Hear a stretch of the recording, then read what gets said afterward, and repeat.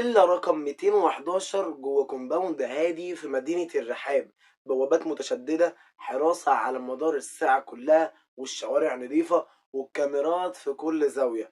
والناس هناك بتشتري الخصوصية قبل ما يشتروا البيوت، ومفيش حد بيسأل في حد. الكل بيحب يعيش بعيد عن الدوشة وعن عيون الناس. بس فيلا واحدة كسرت القاعدة ديت وسابت وراها قصة ملهاش تفسير وجريمة أي حد ما يقدرش يبلع تفاصيلها.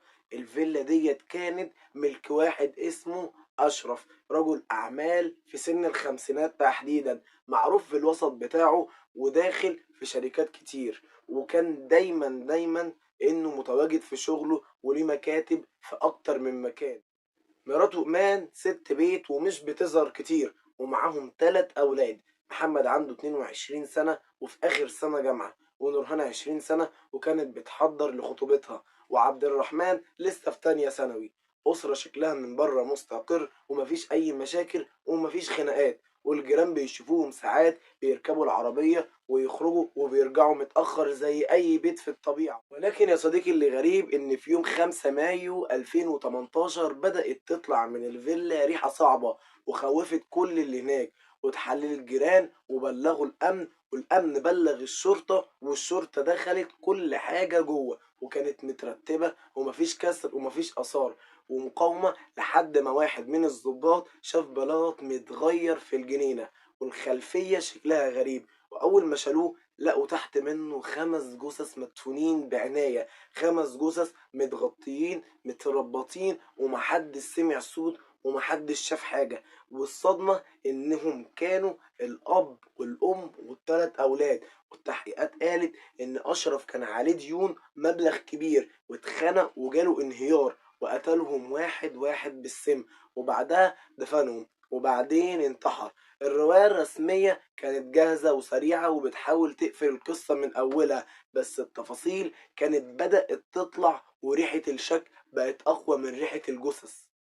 أول حاجة، البلاط مين جابه ومين ركبه وإمتى وإزاي؟ ده شغل ومشوار ومش ممكن يتعمل في ساعة، وخصوصا تحت ضغط. وإزاي راجل لوحده يقدر يحفر حفرة تخفي 5 جثث ويرتبهم ويغطيهم، وكل دوت من غير ولا صوت ولا تعب ولا حد يشوفه؟ تاني حاجة، تقرير الطب الشرعي بيقول إن في طعنات على جسم محمد وكدمات إيدين على إيد عبد الرحمن، وعلامات مقاومة، مش آثار ناس ماتوا بالسم وهم نايمين. وإزاي الأم اللي المفروض بتحب ولادها تاكل سم جنبهم وتسكت؟ مفيش أي منطق ولا الكلام متناسق خالص. تالت حاجة يا صديقي، أشرف قبل الحادثة بأيام كان بيتكلم مع الموظفين عنده عن شغل جديد، وكان بيجهز لسفرية لدبي، وكان لسه دافع مصاريف الجامعة وجايب حاجات جديدة للبيت، حاجات عمره ما يشتريها لو كان ناوي يموت. واللي أغرب إن في مكالمات حصلت بينه وبين ناس مجهولين مش متحددين في التحريات. المكالمات دي اتشالت من سجلات الشركة اللي مشغلة الخط، والملف اختفى خالص. الجيران قالوا إنهم شافوا عربية نقل بيضة واقفة قدام الفيلا قبل الحادث بكام يوم. عربية كبيرة وفي ناس نازلة منها، نقلوا حاجات وفضلوا جوه حوالي ساعتين أو أكتر شوية، وبعدها مشيوا. ومحدش سألهم انتوا مين، لأن في الرحاب محدش بيسأل.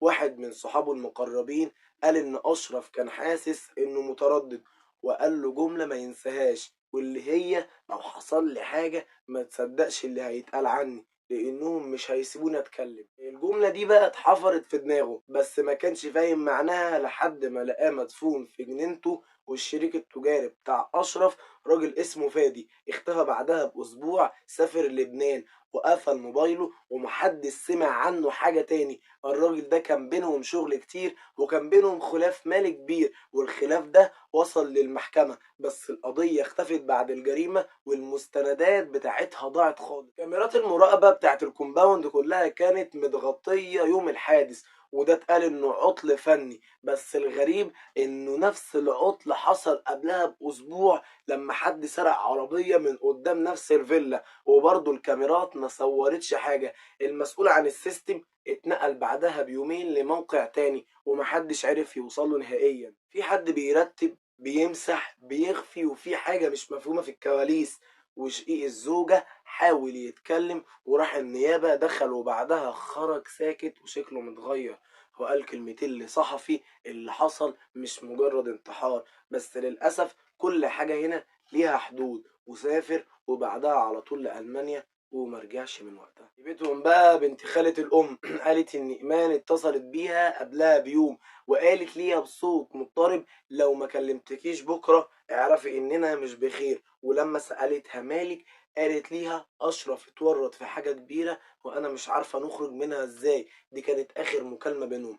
الناس اللي عرفت الأسرة بيحلفوا إن مستحيل أشرف يعمل كده، وإنه كان أكتر واحد بيخاف على أولاده، وكان بيتخانق مع مراته علشان يصرف عليهم أكتر. فإزاي فجأة يكرههم ويتحول لقاتل حتى لو عليه ديون؟ اللي في حالته بيتسجن بيهرب، لكن نقتل أسرته دي غريبة شويتين. المشكلة مش هنا، المشكلة إنه كمل الجريمة عادي جدا جدا وموت نفسه.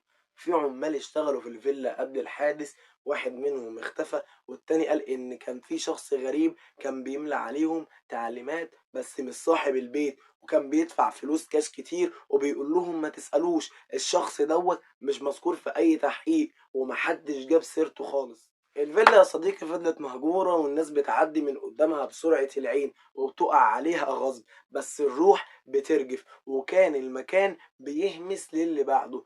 هنا كأن في موت، بس مش أي موت، ده موت وراه سر غريب محدش قادر ينطقه. ومذبحة الرحاب جريمة مش مكتملة، وأسئلة ملهاش إجابة، وأرواح مدفونة تحت بلاط وجدران شايفة كل حاجة. والسؤال اللي باقي: لو كان ده انتحار ليه كل الناس دي سكتت؟ ولو كانت جريمة ليه الكل بيهرب من الكلام؟